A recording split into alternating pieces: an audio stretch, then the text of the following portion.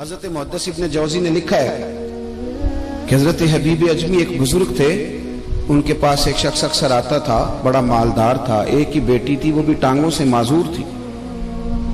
تو آپ اکثر اس کو کہتے کہ تو توبہ کر، اللہ کی بارگاہ میں رجوع کر۔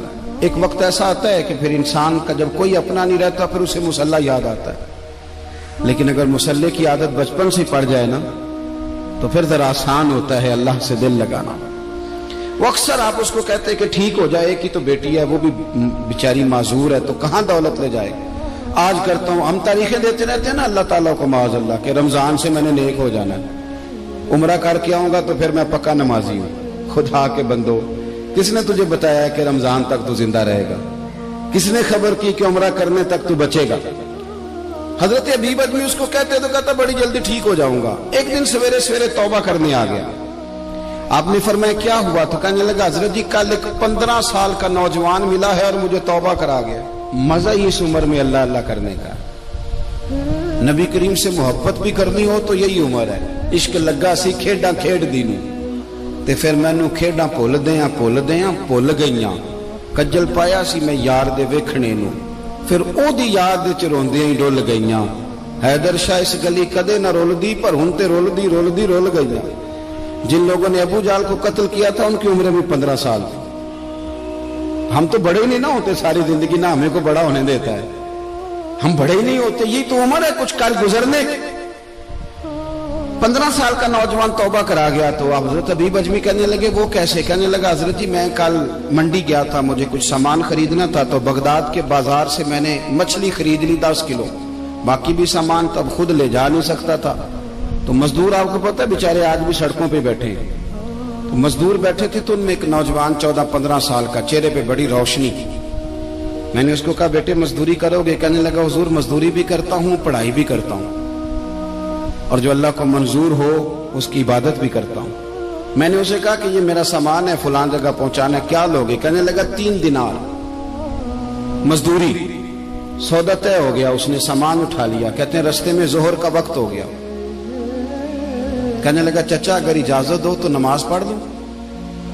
15 سال کا جواب۔ کہتے میں رکھ کے نا وہاں سامان تو پھٹے پہ بیٹھ گیا، وہ نماز پڑھنے چلا گیا، باقی لوگ دیر سے آئے، وہ بچہ جلدی آ گیا۔ میں نے کہا بیٹے آپ جلدی آ گئے؟ کہنے لگے نفل چھوڑ دیے، اب یہی نہ سمجھ لیں کہ کام چور ہے، میں بعد میں پڑھ لوں گا۔ کہتے ہیں وہ دوپہر کا وقت، رمضان بھی نہیں تھا، میں اس بچے کو نوجوان گھر لے گیا اور میں نے اپنی بیوی سے کہا کہ بڑا نیک ہے، نمازی ہے، اور راستے میں یہ بھی ہوا ہے کہ میں نے اسے ایک دفعہ کہا ہے کہ یہ مجھے تھوڑی دیر کے لیے دے دو، گرمی بڑی ہے، تمہیں پسینہ آ رہا ہے، میں اٹھا لیتا ہوں۔ کہنے لگا نہیں چچا میں رزق حلال کھاتا ہوں، اگر آپ اٹھائیں گے تو میں 3 دینار مزدوری پوری نہیں لوں گا، پھر پیسے کم کروں گا، میں نے طے کیا ہے کہ اٹھاؤں گا۔ تو کہتے ہیں میں نے اپنی بیوی کو بتایا تو بڑی متاثر ہوئی، کہنے لگی دوپہر کا کھانا پک گیا، اسے کو روٹی کھا لے، رمضان بھی نہیں تھا۔ کہتے میں باہر نکلا، اس کو 3 دینار تھمائے، تو میں نے کہا بیٹے ایک بات میری مانو گے؟ کہنے لگا بتائیے۔ میں نے کہا کھانا پکائے کھا لو۔ کہنے لگا میں معافی چاہتا ہوں، میں نے روزہ رکھا ہوا ہے۔ حضور نے حکم دیا، حکم نبی کریم نے حکم دیا، بخاری مسلم کی حدیث ہے، فرمایا نوجوانوں اگر تمہارے پاس طاقت ہے تو نکاح کر لو ورنہ روزے رکھو۔ حکم دیا، یا نکاح اور یا روزے، یہ سرکار کا حکم ہے۔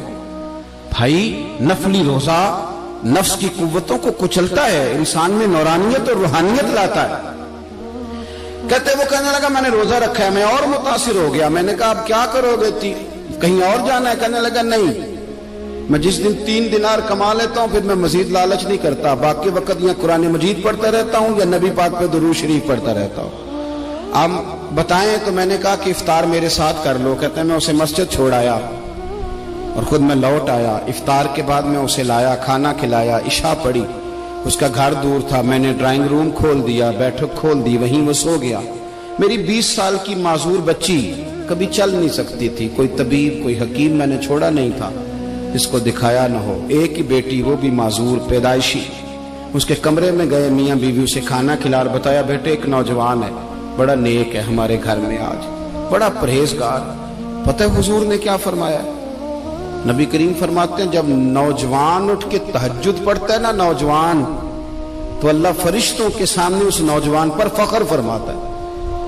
اللہ فخر کرتا ہے کہ عمر دیکھو اور دیکھو یہ میری بارگاہ. اللہ فخر کرتا ہے, اللہ یعنی خدا خود میرے مجلس بود, اللہ فخر کرتا ہے. اب سوچے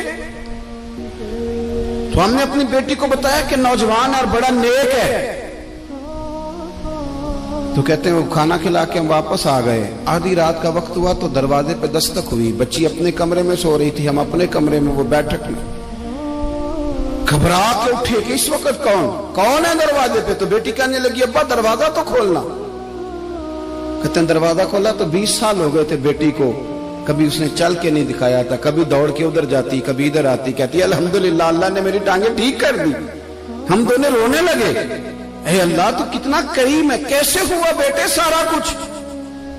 بیٹی کہنے لگی ابا آپ نے کہا تھا نا کہ نیک نوجوان آیا ہے, تو میرے دل میں خیال آیا اللہ اگر واقعی نیک ہے تو اس کے صدقے مجھے شفا ہی دے دے. یا ایھا الذین آمنوا اتقوا اللہ وابتغوا الیہ الوسیلہ. تو کہنے لگی ابھی میری دعا بھی پوری نہیں ہوئی تو رب کریم نے فضل کیا ہے اور مجھے شفا عطا کر دی. کہتے ہم دوڑ کے اس کے کمرے میں گئے اور جب ہم نے ہاتھ رکھا تو دروازہ پہلے سے کھلا تھا, ایک خط چھوڑ گیا تھا.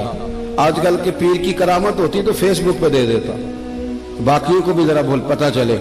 کہتے ہیں وہ خط چھوڑ گیا اپنے بستر پہ کہ اگر تم لوگوں کو مجھ سے محبت ہو گئی ہے تو میرے پیچھے نہ دوڑنا, اس رب کی بارگاہ میں جھکنا جس رب نے میرے اوپر بھی فضل فرمایا ہے اور آپ پر بھی کرم فرمایا.